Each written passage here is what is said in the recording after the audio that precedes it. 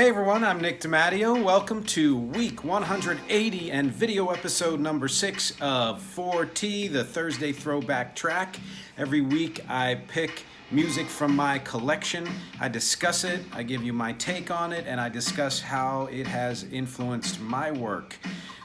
Before we get to this week's pick, which you may already know what that is, we got to pay the bills, as they say, or as I'm saying right now. As many of you know, my partner Catherine and I have a t-shirt company known as Snurk Shirts by Feek, and we are selling t-shirts at our website, snurkshirtsbyfeek.com. This is one of 5 that we have. It says, I'm into your feng shui, which I think is appropriate for this week. We are offering discounts for the holiday season. If you sign up for free to our newsletter or just message me, I could give you the discount, but we would absolutely love it if you bought this as a gift for yourself or a family member. This character on the shirt, Feek, right here, who shouts all of the phrases called Snurks, I actually created when I was a kid back in the 80s, which is kind of appropriate for this week's music selection, which is an album that was released in 1984, and I'm going to do an impromptu run back here because I left it back here. And that album, if you haven't already guessed, is Run-D.M.C's debut album, also called Run-D.M.C. There are albums in everyone's life that change your world. Once you hear that album or a song from that album, nothing is ever the same again. I can list bands like the Beatles, Prince, The Cure, U2, even bands like the Violent Femmes, and geez, go on and on. I don't know, Nirvana, Pearl Jam, and up through the years, and certainly back before those years, Vince Guaraldi, since it's the holiday season, and those of you who know Charlie Brown music. All of these are albums that in some way changed my life, or changed the way I think about music, changed my world, essentially. And this album right here is absolutely 100% one of them. I actually had 3 copies of this album. Anyone who was from that era and or was a DJ might know why. But I won't make you guess, I'll tell you. And that is this. So I was a DJ for a long time. I did a lot of solo gigs, but mostly I DJed with a good friend of mine, Mike Smith. And if anyone who's DJed way back before streaming knows that you had to carry crates of music. You had to have your 2 turntables and a microphone, although we had 2 microphones. You had to have at least 1 cassette player. We had 2 later on, and if you had enough money back then, you could have a CD player. Doubtful you could, afford 2 of them. And then you needed your mixer, all your cables, your speakers, at the table, etc. You needed a van, essentially, preferably one without windows so no one would steal your stuff. Or, like we did, we just maybe, packed it in the car as best we could or took a couple of trips. Anyway, we like to perform at our DJ sets, for whether we were at a party or doing a dance for school and things like that. And 2 of the go-to bands that we would perform covers of were the Beastie Boys, and as you just heard, Run-D.M.C. Announced themselves. And so, there's a reason why we needed 3 copies of this album. We needed the original copy, which, you're hearing right now, the main copy that you kept in pristine condition for people who wanted to hear the entire track, and for, purposes of mixing. You needed a second copy to really do the mixing so that you could cut and scratch between the 2. I don't have that copy anymore because my scratching skills were such that I literally scratched the vinyl on the record and ruined it song by song. So, I wasn't winning any DJ awards.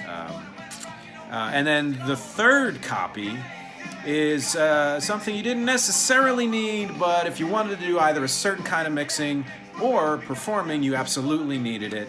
It's the kind of thing you find for free on YouTube these days, but it's something that we had to go to, special vinyl stores for DJs to get. Chestnut Street in Philly had a lot of them, and that is the instrumental version, which were I think often more often sold as 12-inch, as the flip side of a 12-inch of the single. So that was the other copy of this that I had, so that we could memorize the lyrics and perform them at our DJing gigs. And I'm checking my notes now. And so that was something that we did. It influenced us to the point where we wrote our own raps. I had written raps, I think, even before this album came out, but really when this album came out, which was '84, same year-ish around when the song Jam On It came out, which was a huge thing for me, and a couple of other things that were released at the time, it really kind of kicked off my desire to want to learn how to beatbox, like the Fat Boys, or learn how to write lyrics and rap, like any of those bands. Curtis Blow was another big one at the time. Planet Rock from a couple years before that. Apache from a couple years before Planet Rock. A lot of seminal hip-hop, or as the mainstream white dudes knew it back then, up until at least the late 80s or 90s, rap, went in and out of my head and really, took hold when Run-D.M.C was released.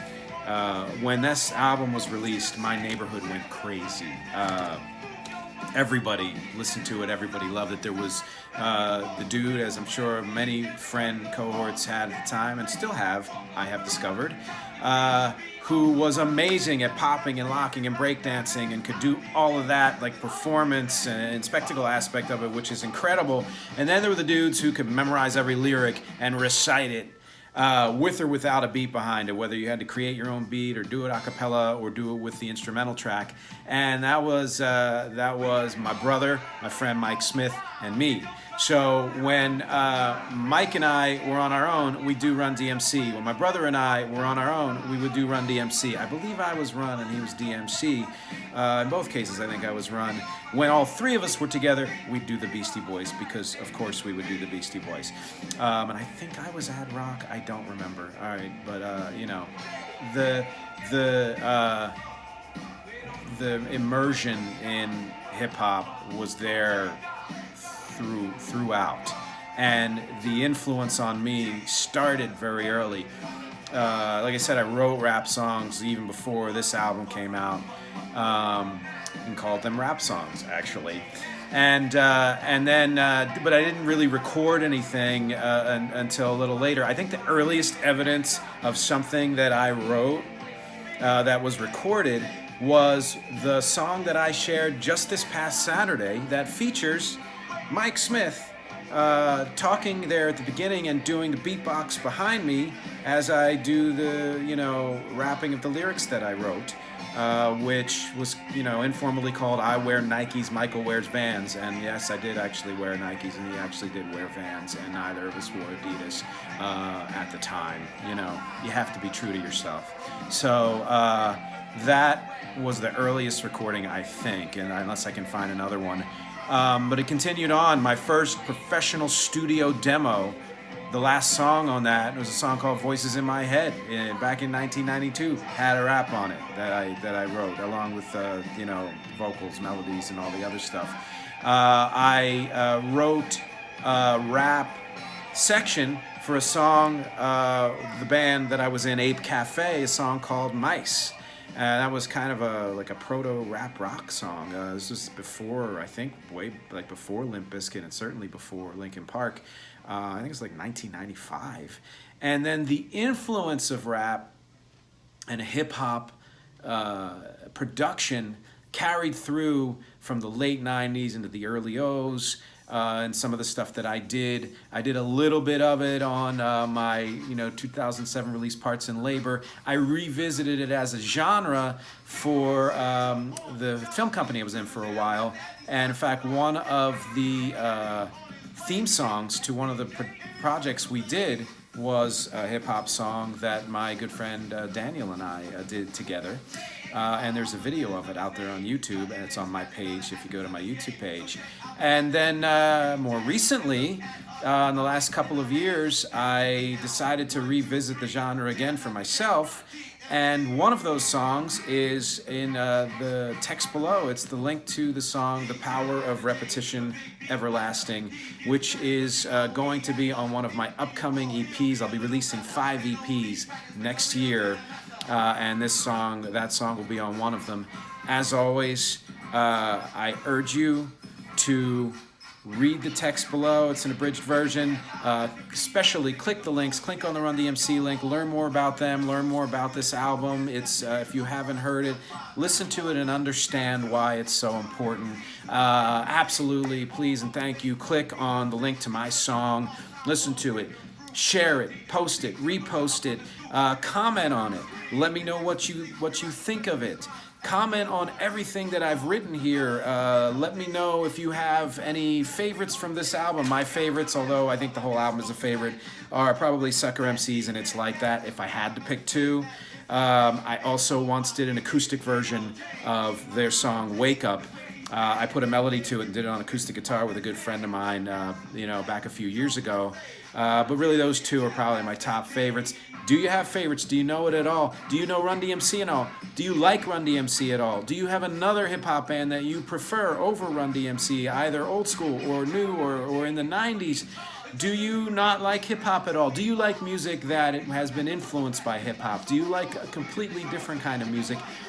Any comment is welcome because, as always, my goal here, other than to share music, is to foster conversation and connection. So that's it for this week's The Thursday Throwback Track. Thanks again for watching and listening, and I will see you next week.